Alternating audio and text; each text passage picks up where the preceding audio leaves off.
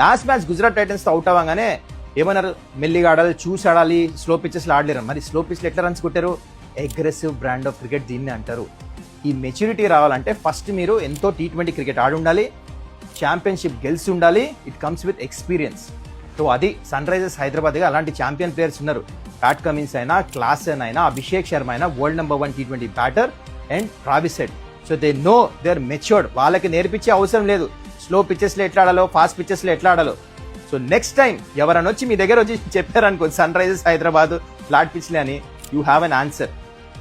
సరే, నాకు పర్వాలేదు, క్రికెట్ ఆడని వాళ్ళకి అంత అర్థం కాదు, మీరు ట్రాల్ చేయండి, తిట్టండి, నాకు ప్రాబ్లమే లేదు. క్రికెట్ గురించి కూడా మాట్లాడుతున్నారు, నువ్వేం క్రికెట్ ఆడావు నీకేం తెలుసు? T20 క్రికెట్లో ఛాంపియన్షిప్లో ఏమైనా గెలిచావా?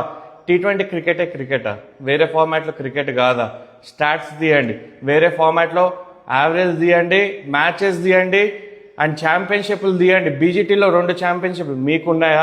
టెస్ట్ క్రికెట్లో ఆడిన అర్హత మీకుందా? ఫస్ట్ క్లాస్ క్రికెట్లో 100 పైగా మ్యాచ్లు ఆడిన అనుభవం మీకుందా? 2 ఛాంపియన్షిప్లో, 3 ఛాంపియన్షిప్లో, 5 ఛాంపియన్షిప్లో గెలిచినట్టు మాట్లాడుతున్నారు కదా. ఆ ఛాంపియన్షిప్ గెలిచిన టీంలో మీ కాంట్రిబ్యూషన్ ఎంత? ఆడారు ఒక మ్యాచ్ అయినా? ఆడిన వాళ్ళకి చెప్తున్నాను, అంత మెచ్యూరిటీ మీకు లేదు. నా రీచ్ కోసం చేస్తున్నా అంటే చేసుకోండి. నా